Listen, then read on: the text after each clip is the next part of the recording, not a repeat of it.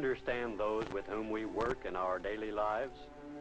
Do we understand what makes Bill the way he is? Or Ernie? Or Betty? Do we ever try to understand another person's viewpoint, to look at things his way? What about you, Bob Stevens? Do you understand other people? You seem to be a regular guy. Most people like you. In the next few minutes, let's see how you act and how you think in regard to others. Steady, boy. This is the big day. You got your acceptance speech ready? Sure he does. Oh, by the way, Bob, do you have anyone in mind for the social column? Yours truly, for instance? Why ask me? Ask the new editor. Whom did you think she was asking? Or were you just being big about it? Oh, look, there's nothing sure about this thing. Miss Alton could have chosen any one of us on the staff, even old Ernie here. All right, citizens. This is Ernie Davis, fighting city editor of the Southwest High Banner. Fighting copy boy, you mean? Hey, look what just came in. Somebody should have closed the door. Now, Bill, that isn't nice. Ben Curtis really surprised me this year. He's, well, I think he's done well on the paper. Don't you? I suppose it's a good thing for a fella like Ben to get in on a few things. Bill's right. Ben Curtis doesn't belong here. And that corny stuff he writes. Whew. Look at that get-up he's wearing. Weird, to say the least. Well, what can you expect from his kind? As far as I can see, his folks are strictly no good. His father never held a steady job in his life. Just worked long enough to buy a bottle. And his mother. I remember when Mom used to have her come over to the house to do the cleaning. She was a lousy worker. The whole family, stupid, ignorant people. You do kind of wonder why he's on the school paper, though. You'd think he'd feel out of place around people like us. You know, I think you have Ben all wrong. I know he hasn't got much of a family, but he's a pretty sharp character. Makes doggone good grades, too. A lot better than mine. And that's something special. Everybody makes better grades than you, Ernie. Okay, wise guy, I want to tell you something. I have an English class with Ben, and he's nobody's fool. You know, I think the guy has real talent for writing. For writing what? His name, you mean? Oh. I don't know very much about him. He doesn't talk very much. Here comes Miss Alton. Sit here, Bob. I want to make sure you remember me for the social column. This is it. I'd be a first-class liar if I didn't admit to myself that I'm gonna get this job. Who else? Bill? Nah, he doesn't work very hard at anything. Betty? I doubt it. Maybe Jim Gardner. Yeah, it could be either one of us. But I figure I'm the one. Everybody else thinks so, too.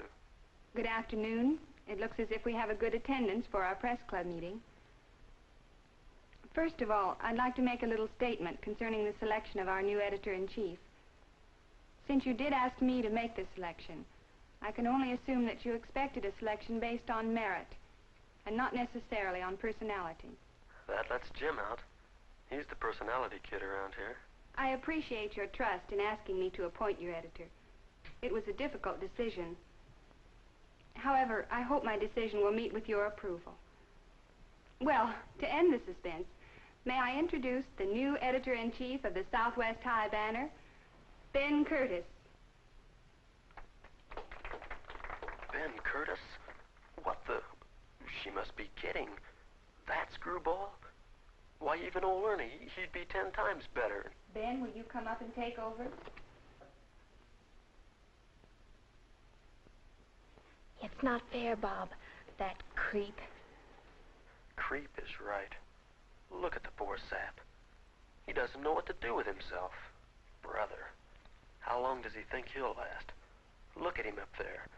Does he really think we're going to accept him as editor? So that's what you think, Bob. Ben Curtis is not the man for the job you think you should have. From your viewpoint, Ben is a, what was it? A creep? A screwball? Are you right, Bob? Is he really such an undesirable person for the job? Do you really understand Ben Curtis? There must be reasons for everything Ben does. Let's go back. Back to the moment when Ben entered the room. Let's look at this incident again, from his viewpoint. Are they laughing at me? I'm sure they make jokes behind my back. They think I'm odd because my clothes are old and worn, and because I have to spend all my spare time working instead of horsing around like they do. My whole life is different from theirs. I couldn't even begin to fit into their group. I wish they did like me. Maybe I could just walk over there and let them know that I want to be friendly. No, I'd better not. Why ask for trouble? That Ernie Davis, he'd probably make fun of me. Better stay away from them. Stuck-up bunch of snobs. Hi, Ben. Hi. Say, I've got a hunch about you. What? You're going to be the new editor. Me, editor? Are you kidding? Me, editor. If only it were true. I'd give anything to be editor. Hey, here she comes now. Next year's editor coming up.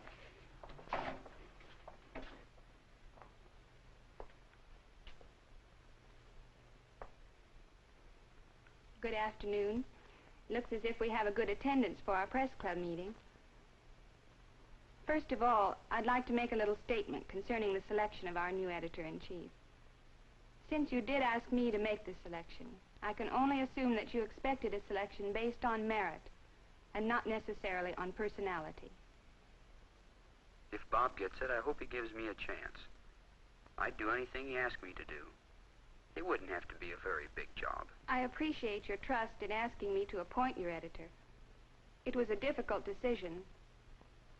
However, I hope my decision will meet with your approval. Well, to end the suspense, may I introduce the new editor-in-chief of the Southwest High Banner, Ben Curtis. Me? Oh, no.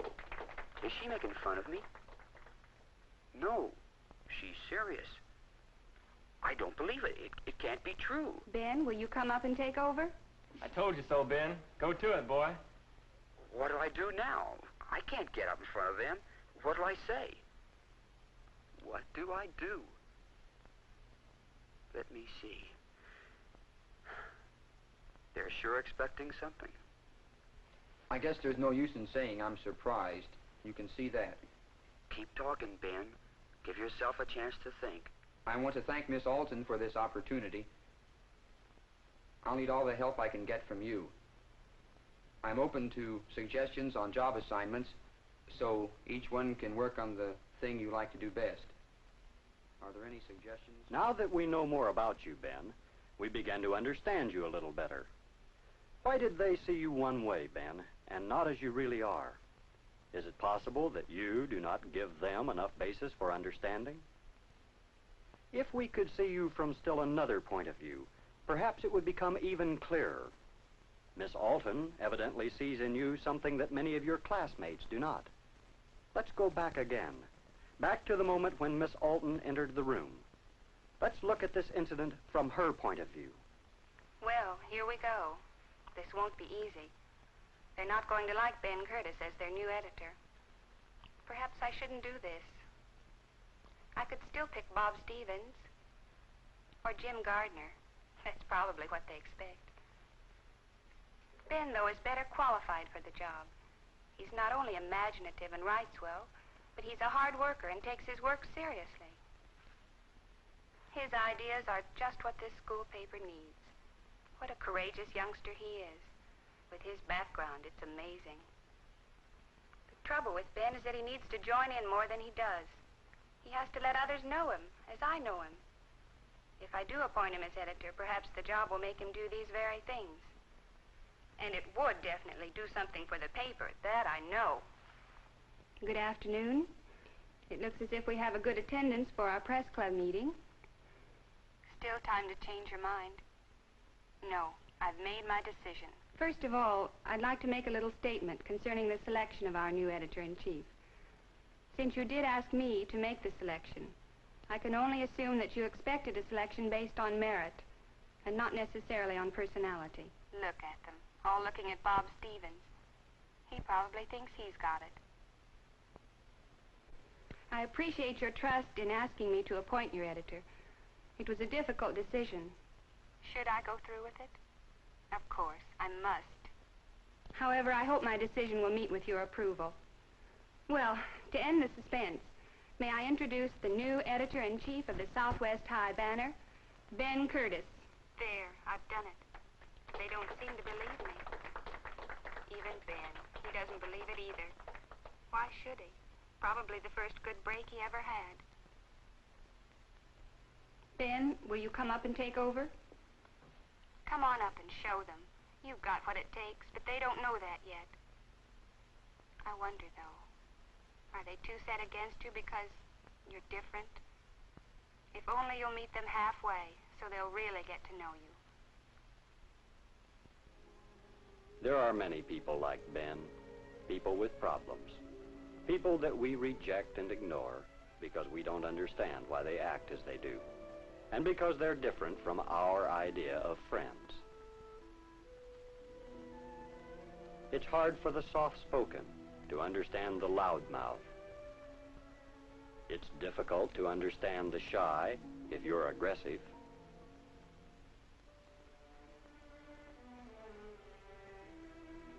Those who are physically attractive cannot always appreciate the loneliness of those who are not. What about the viewpoint of Bob and his friends? How can they reconcile their present attitude toward Ben with the fact that he will be the new head man of the staff? What should they do? And Ben, how realistic has he been in his attitude toward the others? What should he do to increase his chances of succeeding in his new job? What about Miss Alton? Do you think she did the right thing? What do you think?